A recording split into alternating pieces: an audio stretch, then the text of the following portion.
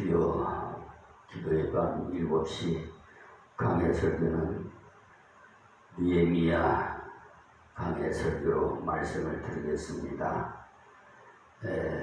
지난 주에 말씀에 이어서 그 4장, 그러니까 느헤미야 2장 4절 말씀을 드리다가 미처 못 드린 말씀을 이어서 드리겠습니다.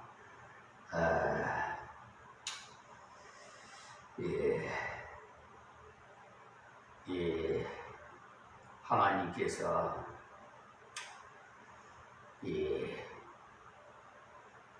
느헤미야는 그 목사도 아니고 정치하는 사람이었는데도 이렇게 훌륭했는데, 내 하나님이여, 그러니까 내 하나님이여, 내가 이 백성을 위하여 행한 모든 일을 생각하시고 내게 은혜를 베푸시옵소서라고 느헤미야 5장 19절에 말씀하십니다. 자기가 고향으로 돌아와서 백성을 위해서 많은 수고를 했는데 그 수고한 것을 하나님이 기억하시고 은혜를 베풀어 달라고 한 것이죠. 또 6장에도 가면은 기도한 내용이 나오는데, 이는 저희가 다 우리를 두렵게 하고자 하여 말하기를 저희 손이 피곤하여 역사를 정지하고 이루지 못하리라 함이라. 이제 내 손을 힘있게 하옵소서 하였노라 그랬어요. 느헤미야 6장 9절에요. 그러니까 방해가 있을 때 기도했어요. 또 14절을 보십시오. 내 하나님이여, 도비야와 산발락과 여선지 노아디아와 그 남은 선지자들 물은 나를 두렵게 하고자 한 자의 소위를 기억하옵소서라고 느헤미야 6장 14절에 그렇게 기도했어요. 방해꾼들이 선지자의 이름으로, 요즘 같으면 목사의 이름으로 와서 예언을 받았다고 하면서 엉뚱한 예언을 하면서 방해를 했다 이 말입니다. 그런 일이 있을 때도 하나님께 기도를 했어요. 이런 사람이 정말 기도의 사람이에요. 어려운 일이 생길 때도 바로 기도하고, 지금 좋은 일이 생길 때도 바로 묵도를 해야 됩니다. 그런데 마귀에게 미혹당한 자들이 사회 혼란스러움을 더 혼란하게 만들고, 거기에 개신교가 개입해가지고 존경했던 원로 목사 김준옥 목사와 원로 목사 박조정 목사는 참으로 제가 안타깝게 생각합니다. 그런데 참여해서 그렇게 하면 안 되는데, 자기는 옳은 일이라고 생각해서 하기에 했겠죠. 그러나 하나님은 다 알고 계시고, 그분들이 애통하면서 기도한 것이 왜 응답이 안 돼서 윤석열 대통령이 국민을 품으로 안 들어오고 지금 서울 구치소에 수감되어 있습니까, 여러분? 그러니까 교만한 자가 결국은 패망한다는 사실을 아세요.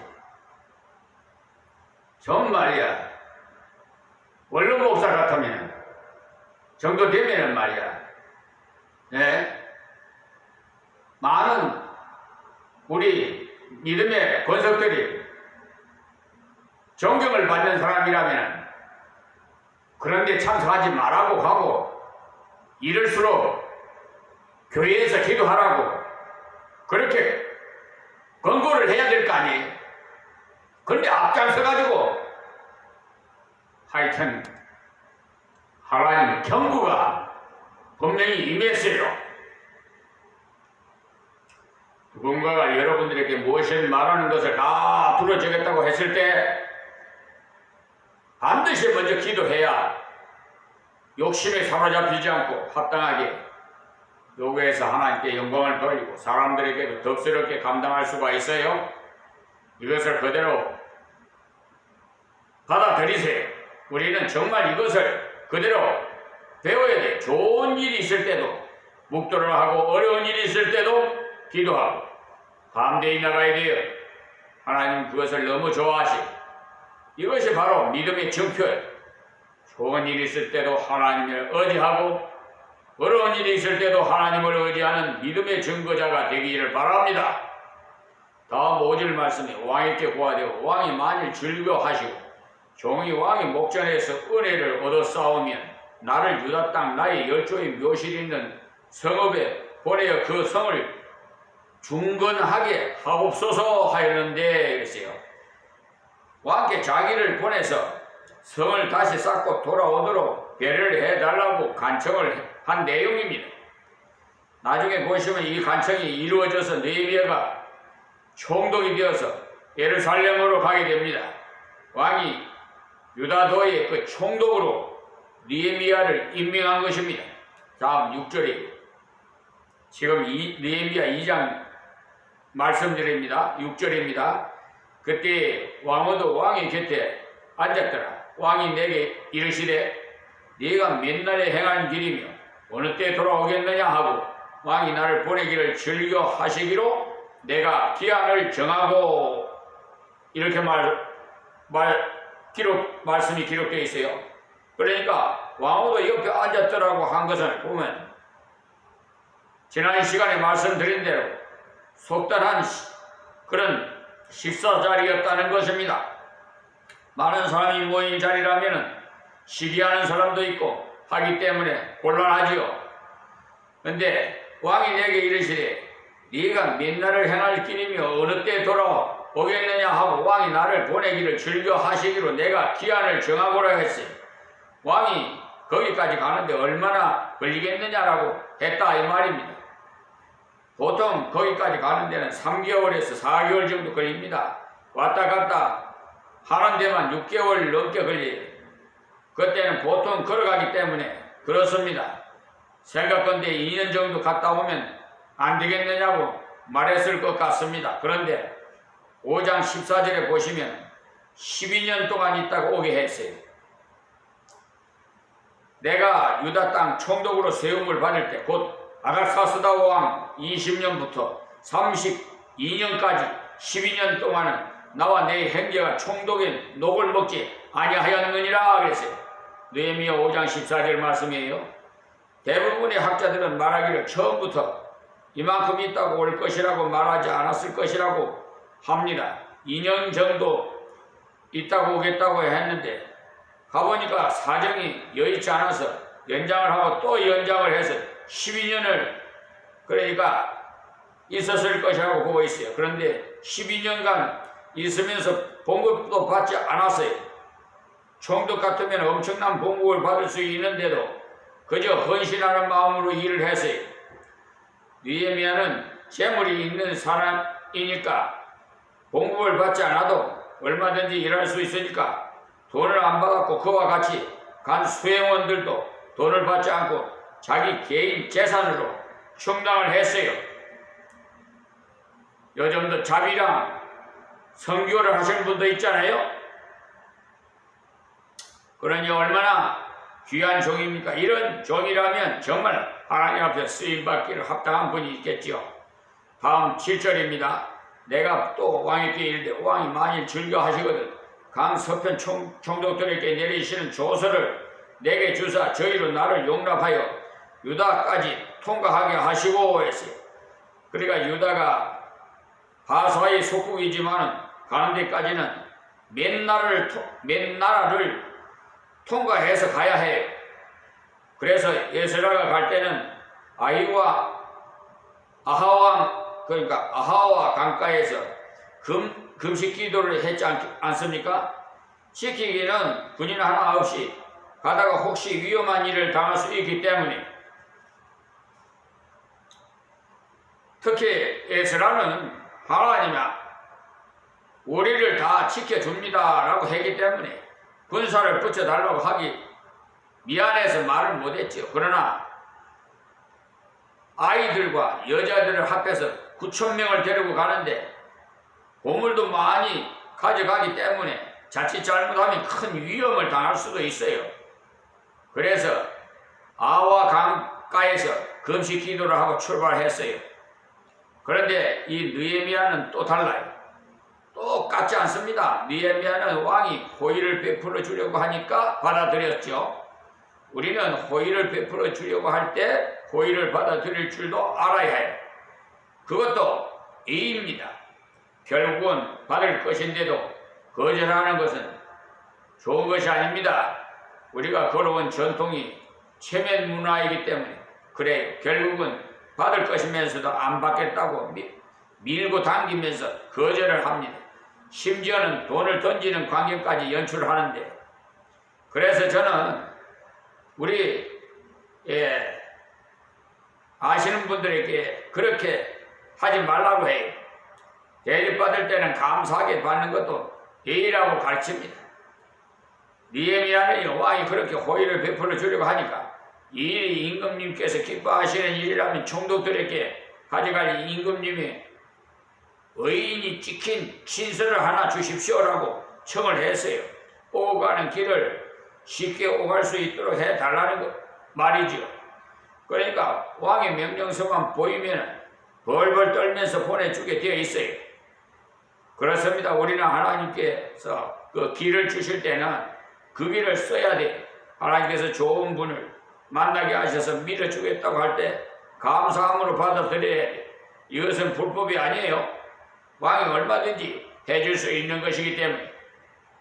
다음 8절에 또 왕의 삼림 감독 아사백기에 조서를 내리사 저로 전에 속한 영문의 문과 성곽과 나의 거할 집을 위하여 들보 제목을 주게 하옵소서 하며 내 하나님의 선한 손이 나를 도우심으로 왕이 허락하고 했어요.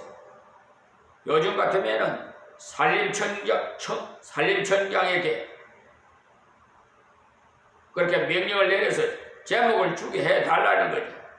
성전을 지키는 부대의 문과 예루살렘 성의 달 문과 성곽을 물러주고 자기가 살 집도 지어야 된다는 거죠. 그런 것을 지을 때 큰 대들보를 세우려면 좋은 나무를 가져와야 돼요. 이렇게 하나님께 은혜를 열어줄 때 하나님이 열어주신 은혜를 사용할 줄도 알아야 됩니다.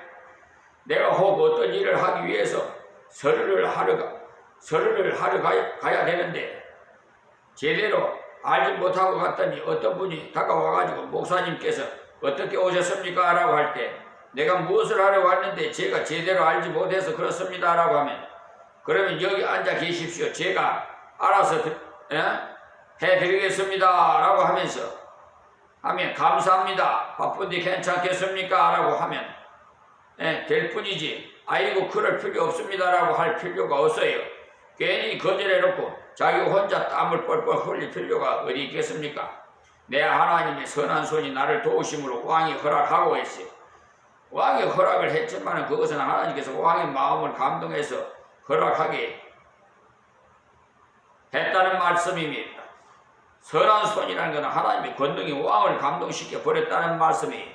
그러니까 우리는 무슨 일이든지 미리 기도하고 자꾸 준비를 하면은 하나님께서 사람도 이렇게 준비해 주시고요. 그게 하나하나 이루어질 때 얼마나 감사한지 몰라요. 그게 예수 믿는 사람들이 체험이니까 재미죠. 얼마나 재미있는지 몰라요. 예수 믿는 사람은요, 이 재미가 있어야 돼요.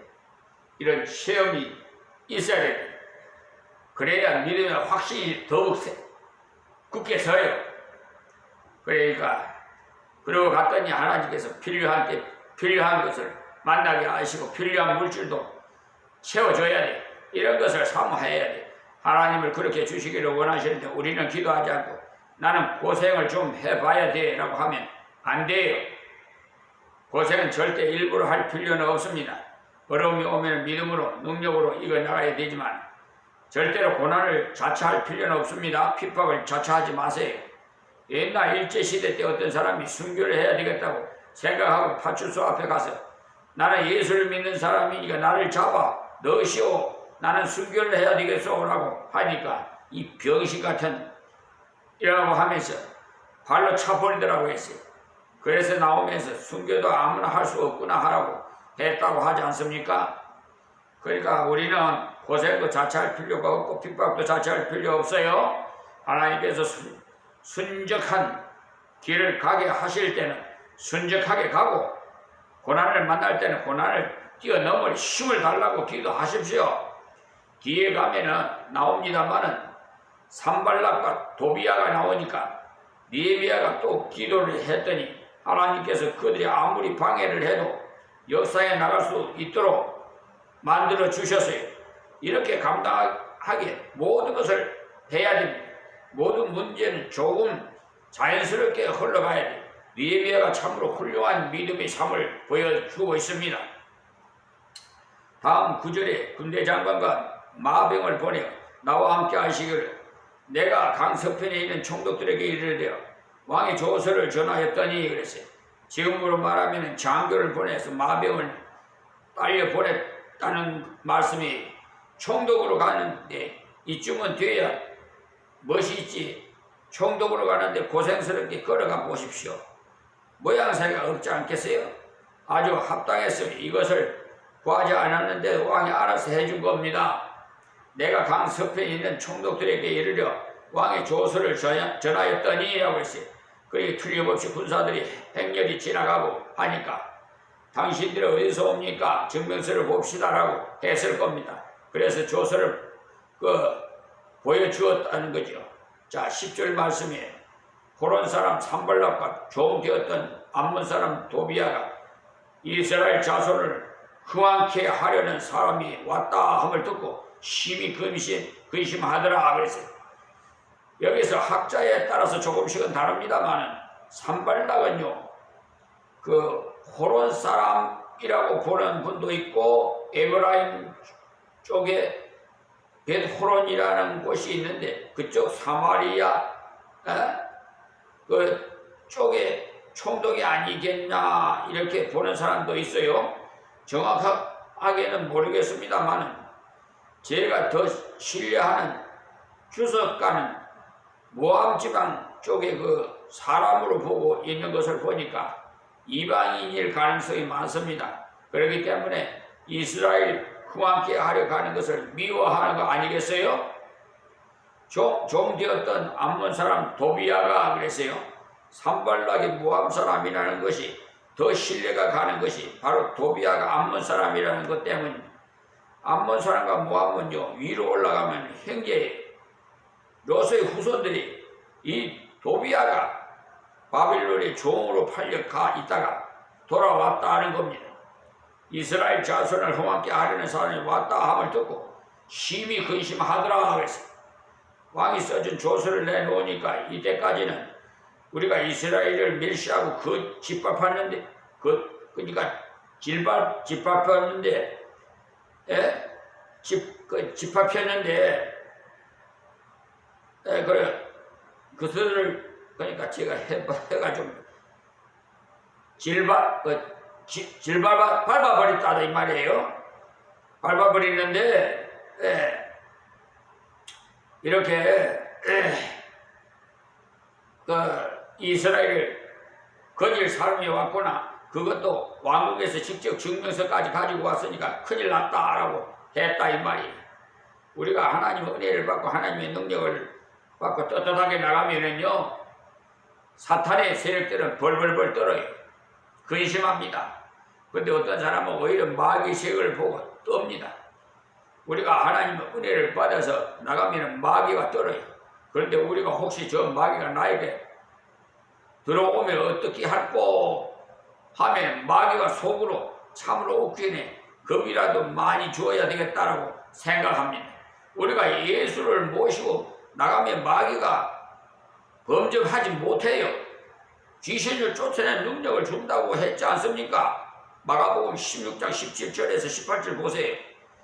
이때도 보십시오. 주님의 나라를 흥황케 하려 할 때 마귀의 세력들이 근심을 했다 하지 않습니까?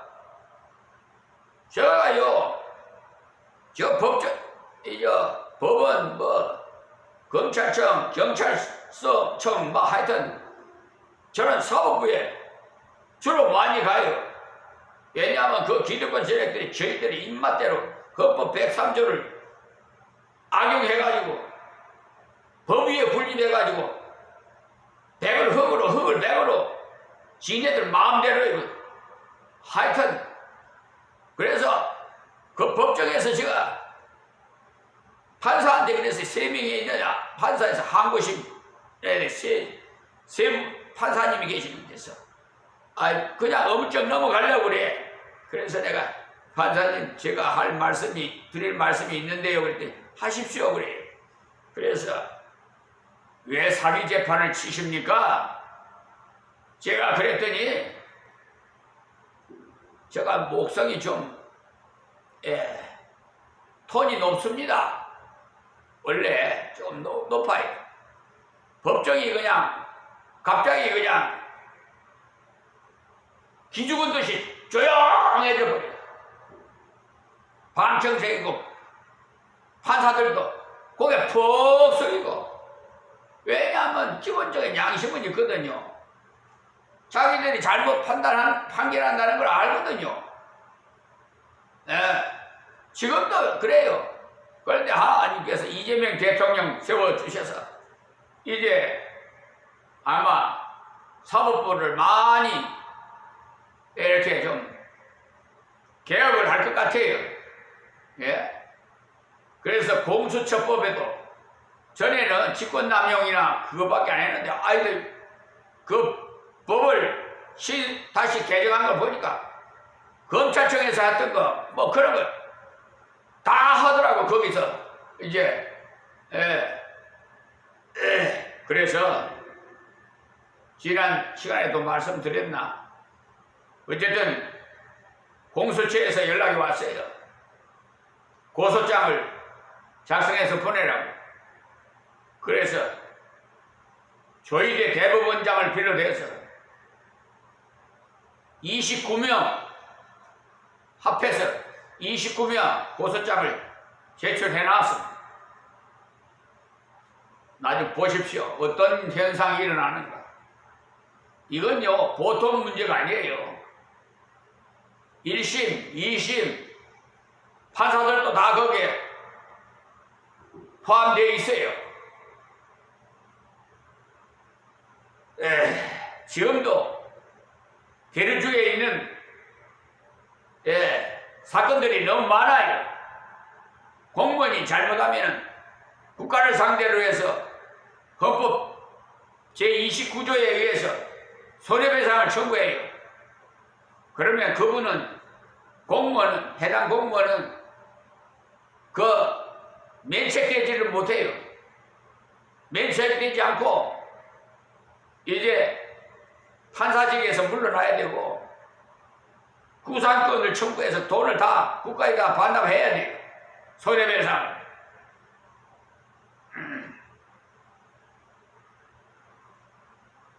세상말로 이제 뭐 완전히 박탈당하는 거죠 뭐. 그런 사람들 후덜럭해요. 그런데 양심이 있는 판사님들, 검사님들이 있어요. 이 자리에서는 말씀 안 드리겠습니다만 정말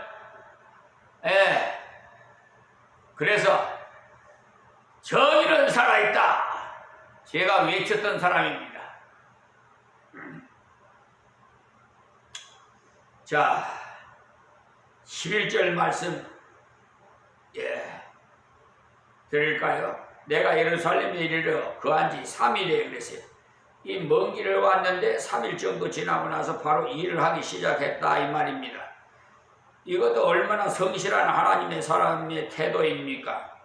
몇 개월 동안 말을 타고 먼 거리를 왔으니까 일주일 정도는 쉬어야 여독이 풀린다고 하는데 이 사람은 도착하자마자 3일 만에 일을 시작했어요. 다음 12절 말씀입니다.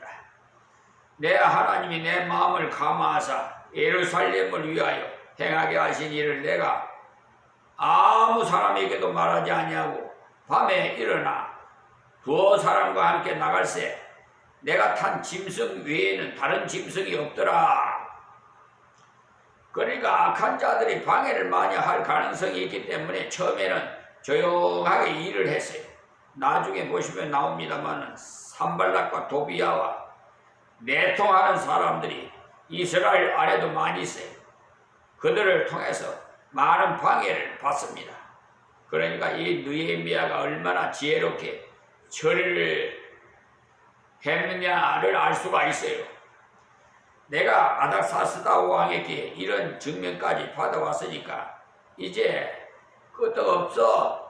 이렇게 해보십시오. 산발락이 몰래 쳐들어와서 계속 애를 그래서 먹이면서 성벽도 없으니까 시키기가 얼마나 힘이 들겠습니까? 그러니까 처음에는 아무 말도 하지 않고 조용하게 일을 해나갔습니다. 참으로 지혜롭고 덕스러운 일을 했습니다. 내가 아무 사람에게도 말하지 아니하고 밤에 일어나 두어 사람과 함께 나갈세라고 했지. 두어 사람과 함께 나갔다는 걸 보면 아마 자기가 데리고 온 비서관 한 사람과 저번에 소식을 전해 주었던 자기 동생 뻘 되는 사람을 불러서 몰래 점검을 하려 나간 모양이에요. 어디에 어떻게 손을 대야 될지 연구를 해봐야 되는데 낮에 그것을 하면 사람들이 몰려올 테니까 밤에 몰래 했던 겁니다. 이렇게 은밀히 할 일을 은밀히 해야 돼. 그렇지 않고 광고를 다 해버리면 원수가 방해를 해요. 내가 탄 짐승 위에는 다른 짐승이 없더라 그랬어요. 나귀도 한 마리만 가져갔다는 말이에요. 자기만 탔겠죠. 자, 13절이에요. 그 밤에 꼴짝이 문으로 나가서 용정으로 분문에 이르는 동안에 보니 예루살렘 성벽이 다 무너졌고 성문은 소화되었더라. 그러니까 용정이란 용이 그 우물이라는 뜻이에요. 정자가 우물 정자예요. 분문은 분노를 퍼내는 문이라는 뜻인데 쓰레기를 처리하는 문이라는 말이에요. 쓰레기를 태우는 곳인 흰놈의 아들 꼴짝이 쪽으로 난 문입니다. 서민들이 살던 곳이 예루살렘 성벽이 다 무너졌고 성문은 소화되었더라. 그래서 불타버렸다는 거죠. 성벽은 무너졌고 문이 있었던 자리는 다 불타버리고 없어졌더라는 거예요. 자, 14절 말씀이에요. 앞으로에 행하여 샘문과 왕의 못에 이르려는 탄 짐승이 지나갈 곳이 없는지라. 그러니까 샘문이라는 문이 또 있었는데 그 문을 통과해서 갔어요. 왕의 못에 이르려는 탄 짐승이 지날 곳이 없는지라 하니 왕의 못이 예수님께서 소경과 눈을 씻으라고 보낸 실로암 못이 아닐까 보고 있습니다. 탄 짐승이 지나갈 곳이 없는지라는 말씀은 그쯤 가니까 너무 무너져서 길도 없더라는 말이에요. 그러니까 나귀를 타고 갈 수 없어서 나귀에서 내려서 몰래 끌고 갔다 이 말씀이. 자, 15절 말씀에 그 밤에 시내를 쫓아 올라가서 성벽을 살펴본 후에 돌이켜 꼴짝이 문으로 왔으나 계세요. 왔으니인가? 이 시대는요 기드론 시대입니다. 그리고 16절에 방백들과 내가 어디 갔었으면 무엇을 하였는지 알지 못하였고 나도 그 일을 유다 사람에게나 제사장들에게나 귀인들에게나 방백들에게나 그 위에 일하는 자들에게 고하지 아니하다가 그랬어요.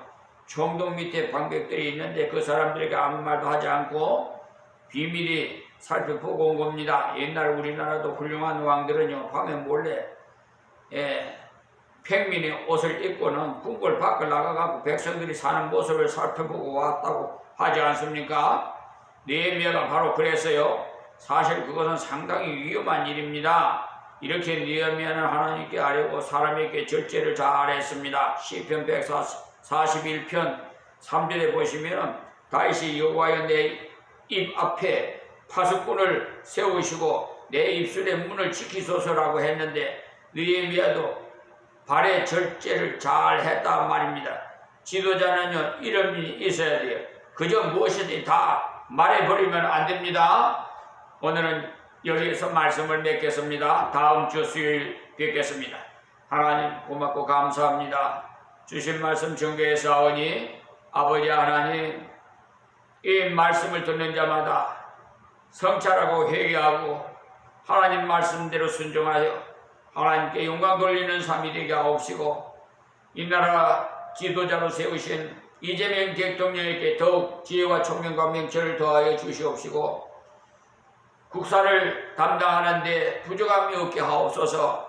또한 저 미국 트럼프 대통령이 관세를 인용해서 각 나라마다 관세를 몇 프로씩 막 올린다고 이런 악행을 하고 있습니다.